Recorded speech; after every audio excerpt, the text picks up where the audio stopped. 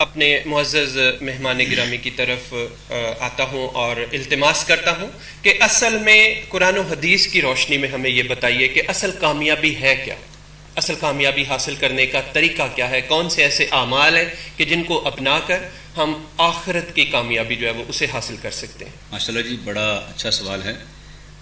آج کل جس طرح کا دور چل رہا ہے جی، تقریباً ہر شخص ہی چاہتا ہے کہ میں کامیاب کامیاب ہو جاؤں۔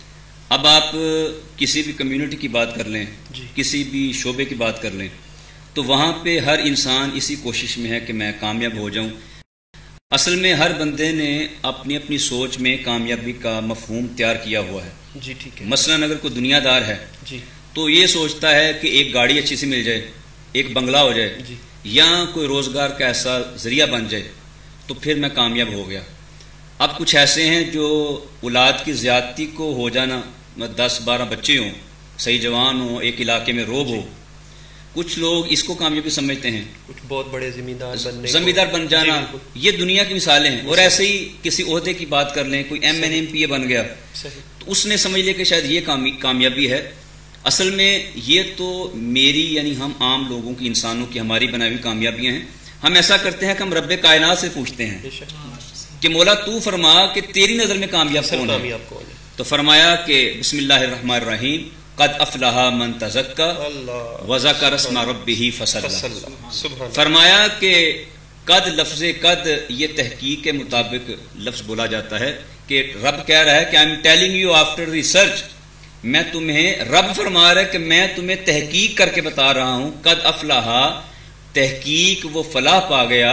اچھا، لفظ فلاح، لفظ فلاح دنیا اور آخرت دونوں جہانوں کی کامیابی کے لیے استعمال کیا جاتا ہے۔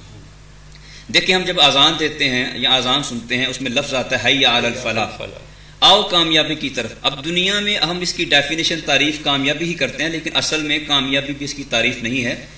یہ ساتھ تعریف کرنی چاہیے کہ آؤ دونوں جہانوں کی کامیابی کی طرف۔ اچھا، اب آواز یہ آتی ہے کہ آؤ نماز کی طرف، حی علی الصلاح، حی علی الفلاح، ہم اپنی موٹر سائیکل اور تیز کر دیتے ہیں، ہم اپنے کام کاج مزید تیز کر دیتے ہیں۔ تو اللہ کے نام کو چھوڑ کر کے کبھی بھی کامیابی نصیب نہیں ہوتی۔ فرمایا قد افلح، وہ فلاح پا گیا، من تزکا، جس نے صفائی کر لی۔ تزکا لفظ تزکیہ سے ہے، صفائی سے ہے۔ اب صفائی ظاہر بھی کرنی ہے اور باطن بھی کرنی ہے۔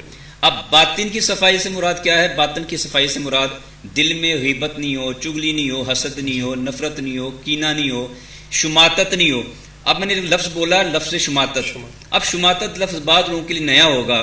شماتت کہتے ہیں کہ کسی کا اللہ نہ کرے ایکسیڈنٹ ہو گیا، کسی کا حادثہ ہو گیا، تو ہم بجائے دکھ کرنے کے خوشی کا اظہار کریں، اس کو شماتت کہتے ہیں۔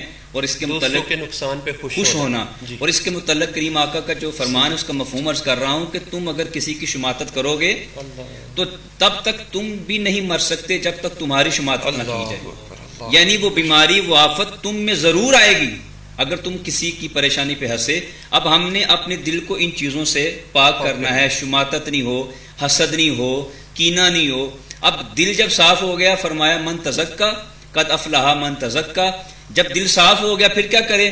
وذکر اسم ربہ، آئے ہائے، اور پھر جب دل کی صفائی مل گئی پھر اپنے رب کا نام لے، اس کے اوپر لیپ کرے اپنے رب کے نام کا۔ وہ جو میل کچیل تھا، وہ جو زنگ تھا، وہ اتر جائے گا۔ من تزکا، اس کے بعد فرمایا وذکر اسم ربہ فصلی۔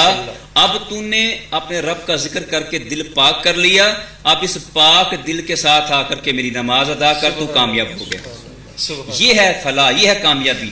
اب دیکھیں، دنیا میں ایک اتنا بڑا نام ہوا جس کو لوگ الیگزینڈر انگلش میں کہتے ہیں اور اردو میں سکندر اعظم کہتے ہیں۔ سکندر اعظم دنیا میں ایک بہت بڑا نام ہوا۔ یہ کسی ایک نہیں، دو نہیں، تین نہیں، بلکہ 70 ملکوں کا بادشاہ تھا۔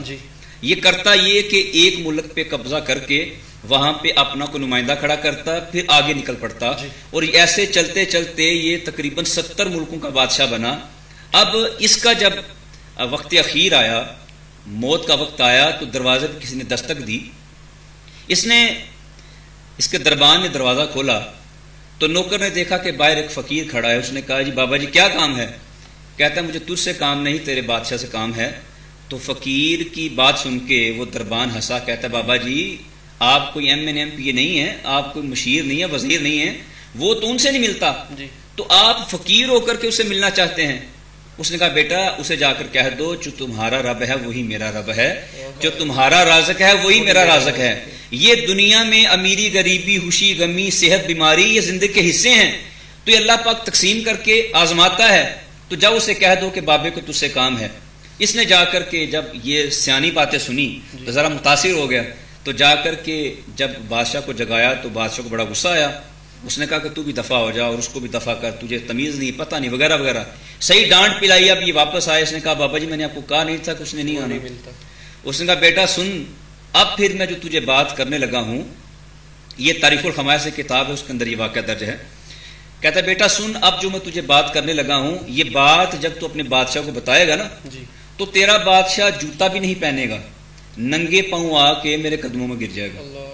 اچھا اب پہلے بھی دربان ہنسا تھا، اب اس بات پہ زیادہ ہنسا۔ اس نے کہا بابا جی پہلے اتنی سیانی باتیں کی، اسے پرواہ نہیں ہوئی، اب آپ ایسی کون سی بات کریں گے؟ اس نے کہا بیٹا سن، میں کو مانگنے والا فقیر نہیں ہوں بلکہ روح نکالنے والا فرشتہ ملک الموت۔ اللہ اکبر۔ اب یہ بات جب سنی تو دربان کی اپنی جان نکل گئی، دربان کو اپنی پڑ گئی، اسے بادشاہ کی فکر ختم ہو گئی۔ اب یہ گرتا جا رہا ہے، بھاگتا جا رہا ہے، تو جا کے جب اس نے یہ پیغام بادشاہ کو دیا تو جیسے ملک الموت علیہ السلام نے فرمایا تھا بالکل ویسا ہوا۔ اب وہ بادشاہ اس نے جوتا بھی نہیں پہنا اور بھاگتا گرتا لڑکھڑاتا آ کے تو قدموں میں گرا، آ کے کہتا ہے کہ حضور مجھے معاف کر دیں۔ تو ملک الموت علیہ السلام نے فرمایا کہ معافی کا وقت ختم ہو چکا ہے۔ فرمایا میں نے اللہ تبارک و تعالیٰ سے تیرے لیے اسپیشل پرمیشن لی تھی کہ مولا مجھے اجازت دے میں اس شخص سے گفتگو کروں جس نے اتنی دنیا کی سیر کی ہے، کیا اس شخص کے اندر انسانیت آئی؟ کیا اس کے اندر کسی غریب کا دکھ درد سمجھنا آیا؟ کیا اس شخص کے اندر ہلاکیات آئی؟ لیکن اے سکندر اعظم میں نے دیکھا کہ تو 70 ملکوں کی سیر کرنے کے بعد بھی خالی کا خالی ہے۔ تو دوستو ہم نے ایسے خالی نہیں رہنا، دنیا کی دولت بہت ہے لیکن دنیا سے خالی گیا ہے۔ وہ مشہور کہاوت آپ اس کی سنی ہوگی، کوٹیشن ہے کہ مرنے کے بعد میرے ہاتھ باہر نکال دینا تاکہ لوگوں کو پتہ چل جائے کہ سکندر اعظم خالی ہاتھ آیا ہے۔ تو ہم نے ایسی سوچ نہیں رکھنی، ہم نے نہ ہی پیسے کو کامیابی سمجھنا ہے، نہ ہی دولت کو کامیابی سمجھنا ہے، اور نہ ہی کسی عہدے کو کامیابی سمجھنا ہے۔ میں نے عرض کیا کامیابی یہ ہے کہ ہم سارے کام چھوڑ کے اس کی بارگاہ میں سجدہ ریز ہو جائیں، ساری کامیابی ہمارے قدموں میں آ جائے۔ سبحان اللہ سبحان اللہ۔ بہت ہی خوبصورت الفاظ میں ہمیں اصل کامیابی کی طرف کیسے جانا ہے، اصل کامیابی کیسے حاصل کرنی ہے، اس موضوع پہ گفتگو فرما رہے تھے جناب برکت